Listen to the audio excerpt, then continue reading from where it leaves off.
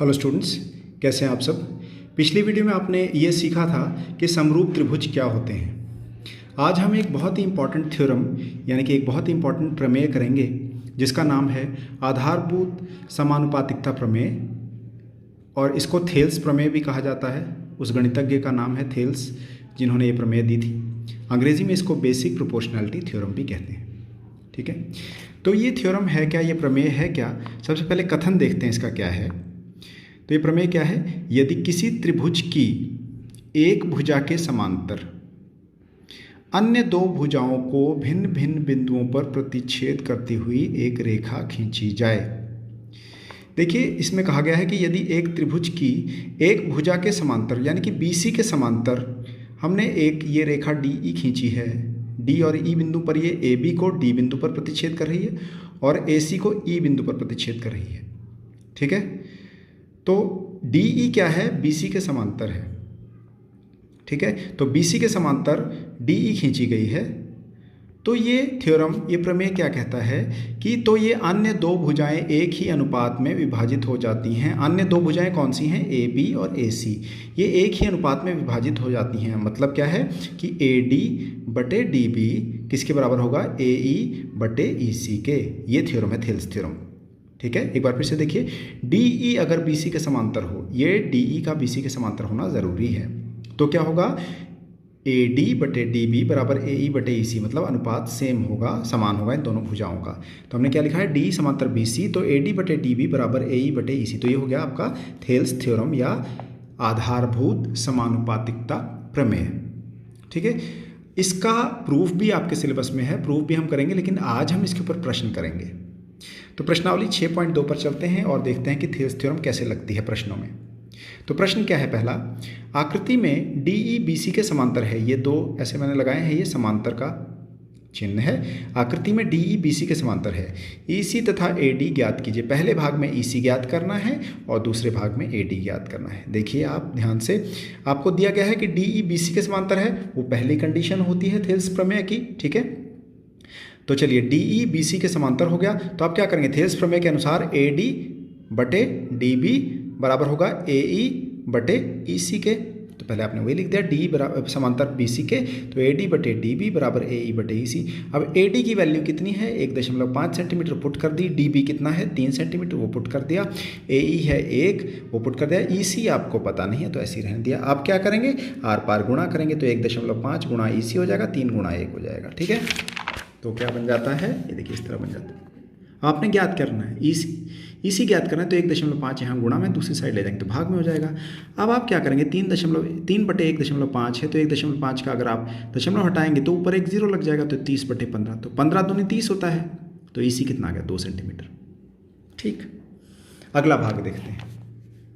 इसमें आपको AD ज्ञात करना है। तो दिया गया है कि DE BC के समांतर है, ये कंडीशन है थेल्स थ्योरम की, होना भी चाहिए तभी थेल्स थ्योरम लगेगी। तो अब AD बटे DB बराबर AE बटे EC हो गया थेल्स थ्योरम से। तो पहले आपने वही लिखना है, DE समांतर BC के, फिर लिखना है AD बटे DB बराबर AE बटे EC थेल्स प्रमेय से।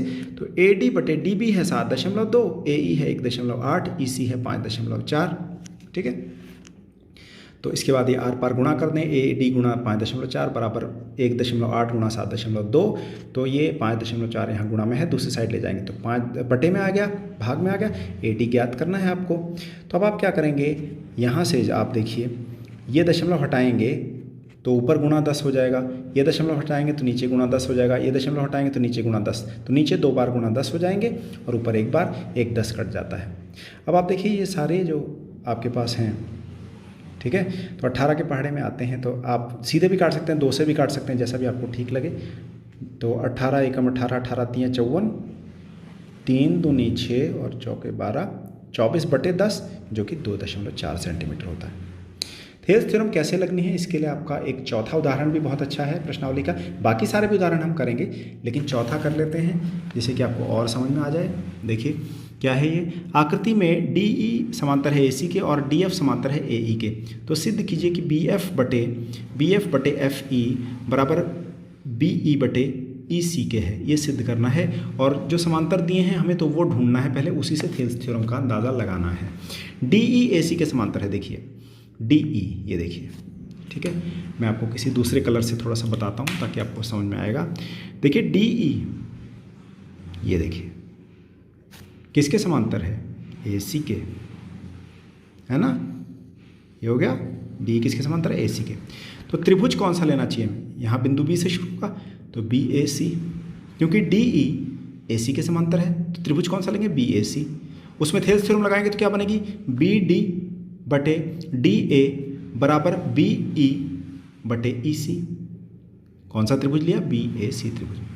तो त्रिभुज बी ए सी में डी समांतर है ए सी के, तो बी डी बटे डी ए बराबर बी ई बटे ई सी हो गया। कैसे हुआ, थेल्स थ्योरम से हुआ। तो इससे हमने समीकरण 1 मान लिया। और क्या समांतर दे रखा है, डी एफ। देखिए डी एफ, ये डी एफ हो गया, किसके समांतर है, डी एफ किसके समांतर है, ए ई के। डी एफ ए ई के समांतर है, ये देखिए। तो ये त्रिभुज ले लिया आपने, बी ए ई।